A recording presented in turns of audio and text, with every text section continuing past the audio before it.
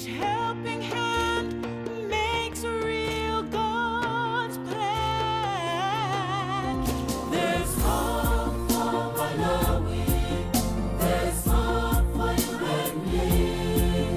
Each helping hand makes real God's plan. There's hope for Malawi. There's hope for you and me. Following Christmas of 2006, and for the next year and a half, I arranged to transfer a considerable amount of personal money to a community-based organization in Malawi, Africa. Being somewhat of a doubting Thomas, I constantly required reassurances from Elaine that the money that we were sending would be used for the stated intent of completing a safe house for the very young and for a health clinic. During this period of time, Elaine and myself would relate our story to friends in Saskatoon, who immediately would express a desire to also make a donation to this project. We declined for two reasons. First, we had no means to issue a tax receipt as a charitable donation. And secondly, and perhaps even more important, I was not 100% certain that this was a true cause. I was a doubting Thomas. In the spring of 2009, we traveled to Malawi, Africa for the first time. I finally got a chance to personally meet Jean. It was a very touching sight to see Elaine and Jean, these two sisters, embrace and reunite. The three of us then traveled to the village where we were greeted with song, dance, and smiles. My doubt that perhaps this whole idea was a scam soon disappeared. We were greeted by a crowd of over 1,500 villagers and received an embarrassing hero's welcome. Excitement in the faces of those villagers will forever be etched in our mind. They were very anxious to show us their accomplishment and how much they treasured the progress to date. The schoolhouse for the very young children was complete and was serving a very useful purpose. Just a tremendous facility.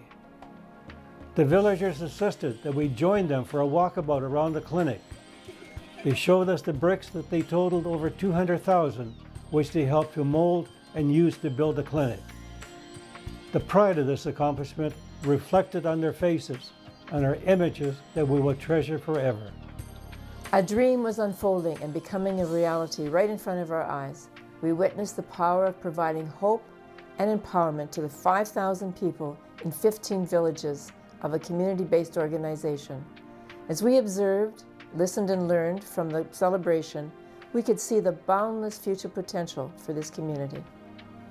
Upon our return to Canada, we registered the Hope for Malawi community-based organization in the province of Saskatchewan as a not-for-profit organization.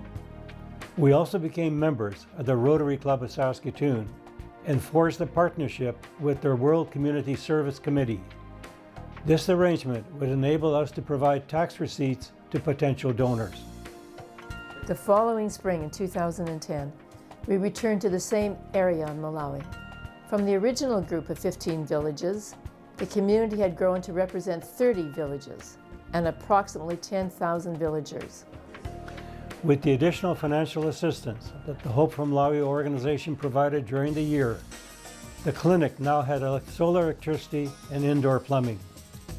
We were advised that when the switch was turned on for the first time, many of the villagers saw light at night, other than from the stars, moon, or fire. Following our return to Canada, Elaine organized a celebration of my 70th birthday. On that occasion, our children presented me with a life-saving gift to be used in a clinic in Malawi, Africa. That was an E-Ranger motorcycle ambulance.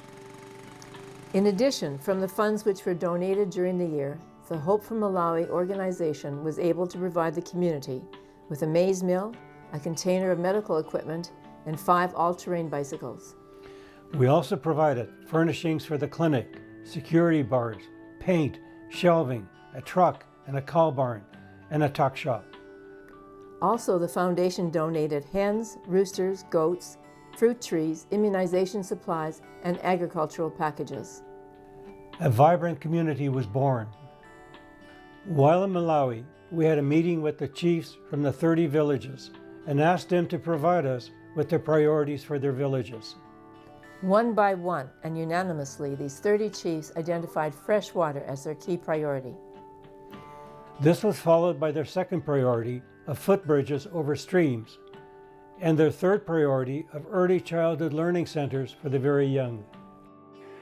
I heard your list or your requests of what you want, and I can't make you a promise, but I do promise this.